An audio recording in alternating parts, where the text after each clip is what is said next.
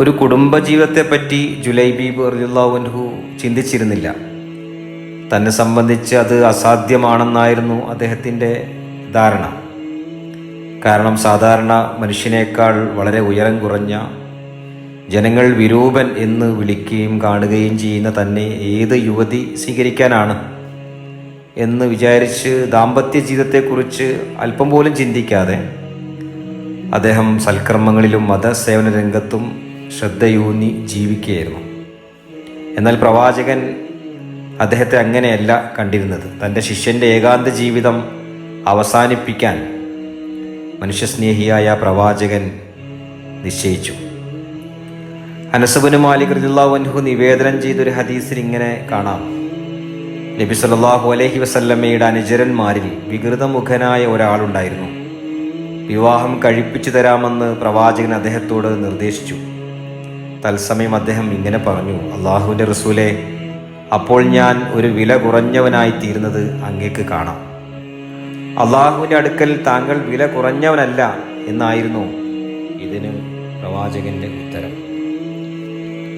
ഒരു അൻസാരിയുടെ മകളെ ജുലൈബീബ് റളിയല്ലാഹു അൻഹുവിന് വധുവായി പ്രവാചകൻ കണ്ടുവച്ചു.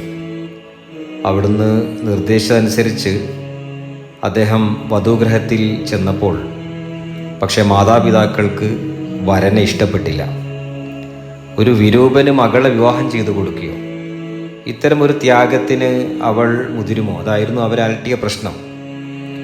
പ്രവാചകന്റെ താല്പര്യം മനസ്സിലാക്കുകയും മാതാപിതാക്കളുടെ സംഭാഷണം കേട്ടുകൊണ്ടിരിക്കുകയും ചെയ്ത യുവതി ഈ സമയം അകത്തുനിന്ന് അള്ളാഹും റസൂലും ഒരു സംഗതി തീരുമാനിച്ചാൽ തന്നിഷ്ടം പ്രവർത്തിക്കാൻ സത്യവിശ്വാസിനിക്കും പാടുള്ളതല്ല എന്നർത്ഥം വരുന്ന ഖുർആൻ വചനം ഓതി.